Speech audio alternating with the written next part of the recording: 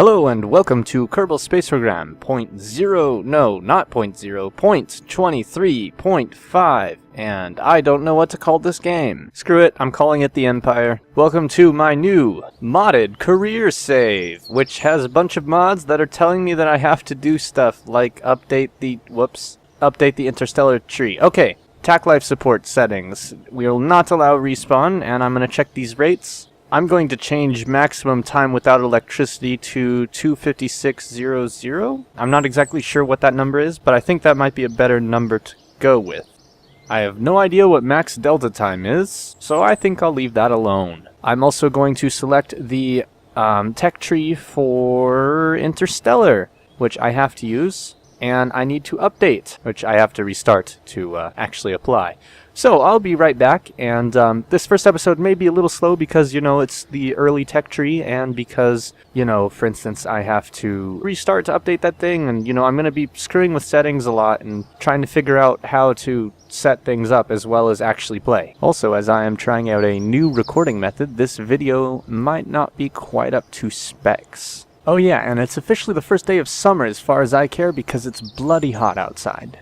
And inside, because I don't have air conditioning. I don't understand why clicking Enable Debris Flares turns off the debris brightness thing. I don't understand these settings. Okay, so now that I've fiddled with the options on this screen enough, let's go to the astronaut complex. Astronaut, I can speak well. And we're going to hire some new recruits. Now, we need only the best for this job, so we need low stupidity and... Oh, this can be a scientist. See Lindo Kerman? He's low courage and low stupidity. Kurden is the best test pilot for highly stupid things.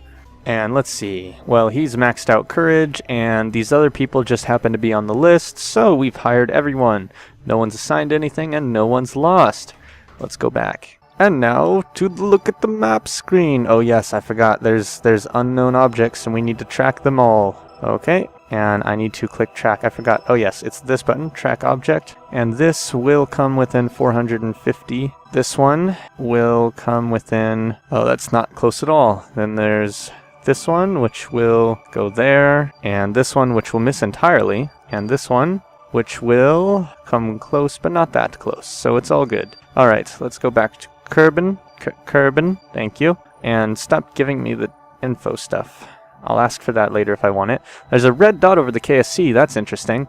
Now I'm going to look at all the buttons. Oh, look at that. Oh, it's the cathane, and there's no cathane discovered yet. Okay, so now that I have everything set up, I lied. I have to set up some stuff in here, such as the don't stay put, Nick. What? I have a default probe now? That's awesome, actually. I have a part manager thing, so I can look through parts. I'm gonna look through the parts and build our first mission, and we have all these things, and it's very cool. I also have Ferrum Aerodynamic Research, also known as FAR. Woo, I broke everything by clicking auto tag. Hopefully I didn't actually break it. I'll probably need to work with this more later. I have no idea how to adjust these procedural solid rocket boosters. I also have ammonia and water storage tanks. I have no idea what I will use these for. So after some looking around at things, I've decided that the best first mission should start with a Kerbal capsule, simply because I have Remote Tech 2 installed, and Remote Tech 2 is broken as far as I'm aware. I have installed a patch that's supposed to fix it, but I think it might still be this is too big a parachute broken.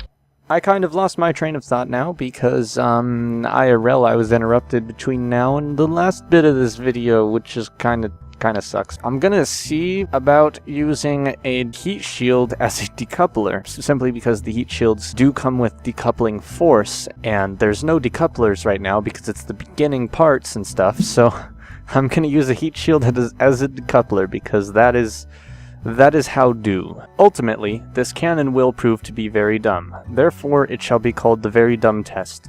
Okay, so now that I've added alarms to Kerbal Alarm Clock, and there's also voices for this mission, and chatter stuff, and FAR stuff, I'm ready to continue screwing around with more settings. Oh yes, I'm going to use persistent trails to record the missions that I do in this game, so that's a thing. And then there's also life support monitoring, where I can look at the crew roster, which is empty. What? Why is the crew roster empty? There's a crew here. Am I not, like, consuming resources? this is interesting. I think we'll have to test this by... Ooh, apparently I'm getting some radiation as well. I'm going to go ahead and time warp a bit to see why I am getting this. We're going to wait till the second day to launch due to this.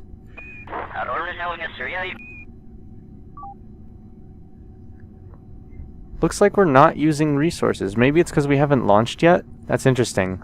I guess I'm going to have to do a little bit of an experiment with that. But anyhow, Jebediah is ready to go.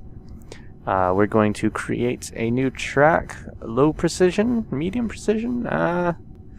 Let's go for low precision. And here we go. Toggle visibility. No, we're not going to have it visible. We're going to hopefully have this work properly. I think persistent trails window needs to stay open during the recording. Let me go ahead and make this visible so hopefully we can see it happen. And we should be recording to it now, but I'm not sure if we are. Anyhow, here goes nothing. And we have a beautiful launch. Let's see if TAC Life Support wants to say anything now. Oh, see, now we have times and stuff. Okay, so we needed to actually launch to do that. And we're overheating slightly. And let's go ahead and take a crew report, actually. And keep that, of course. And wow. And Jebediah was very excited about that. We're also going very high already.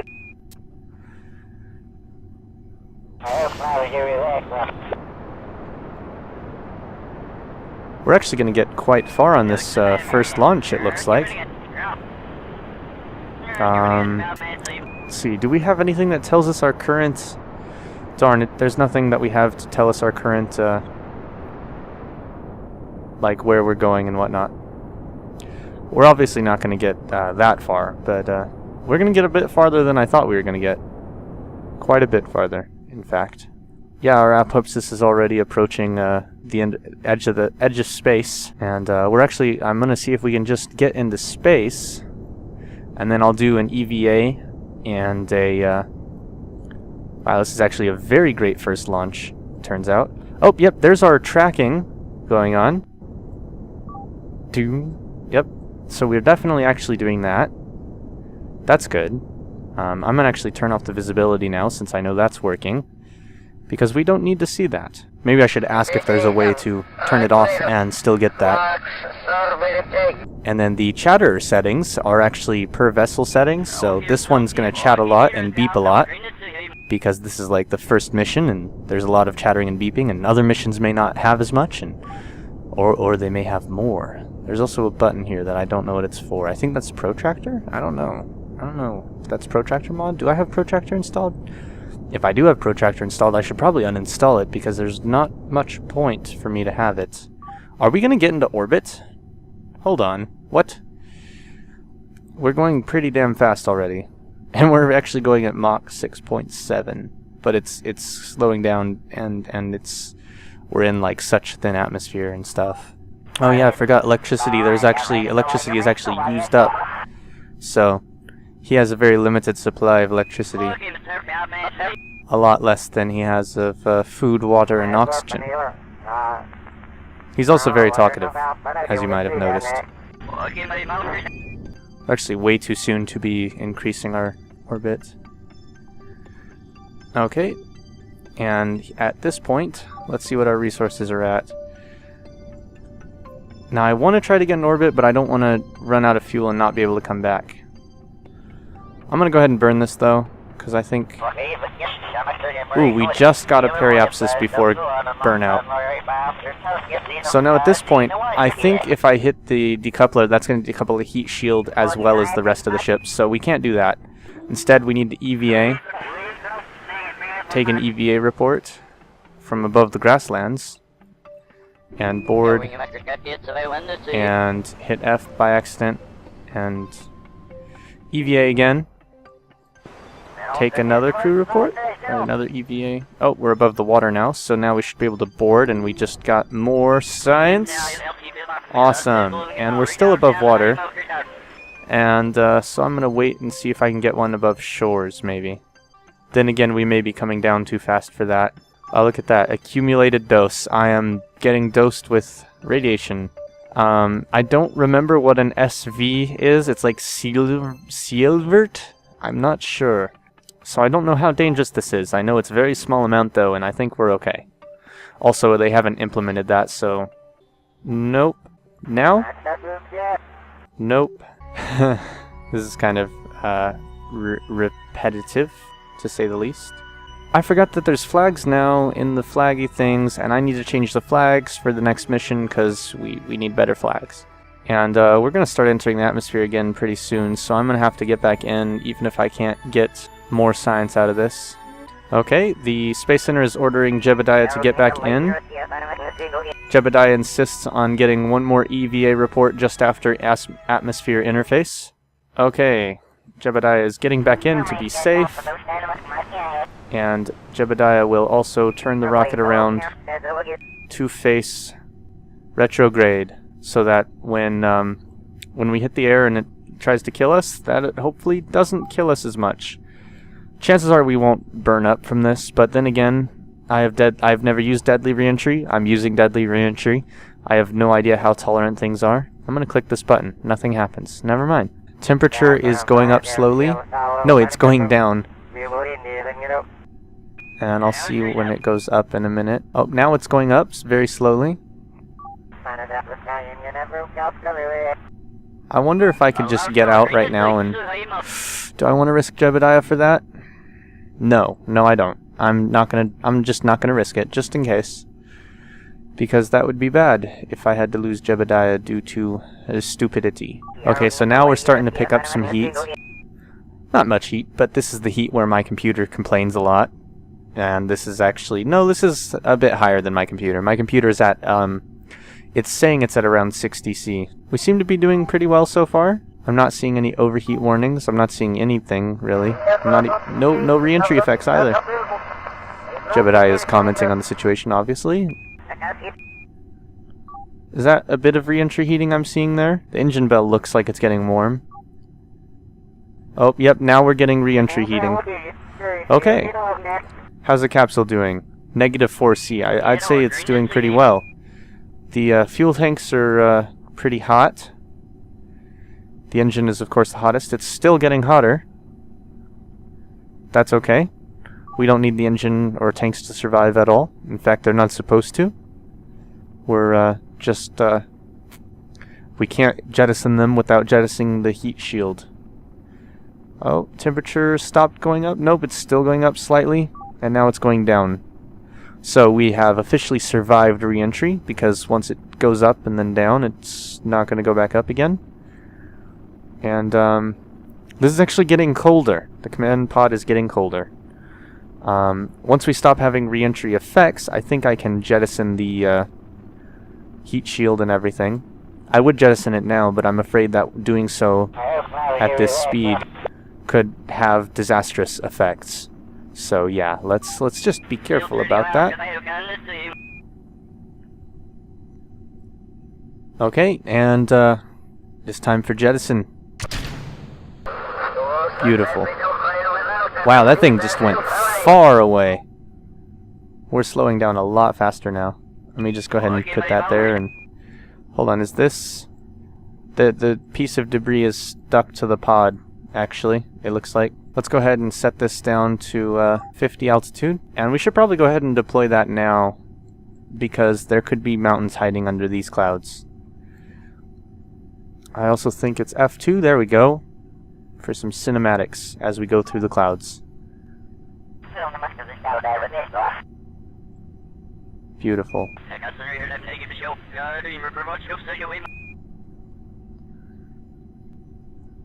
Volumetric clouds. Oh, this game is so pretty. And that is the ground. Pretty close, actually, I think. Yep.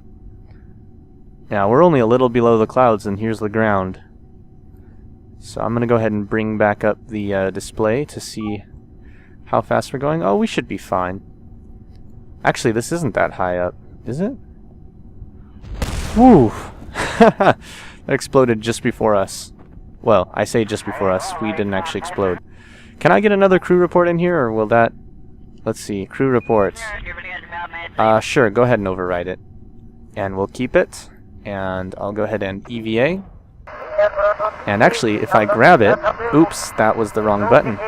If I EVA, and then while standing on the ladder take an EVA report, this is flying to the game. So, there we go. I have that. And then EVA again. Stand over here. Oh, okay. Okay. Calm down. Calm down. Okay. And I'm going to keep this surface sample. Gonna take an EVA report. Gonna wonder why Chatterer is so chattery for someone here. I guess it shouldn't be going that fast. I don't know. Well, anyhow, we're gonna plant a flag. And we're gonna call this, what was the name of this mission? I don't remember. Test 1 landing site. Okay. And there we go. Kerbal Space Program, the first mission flag. Oh yeah.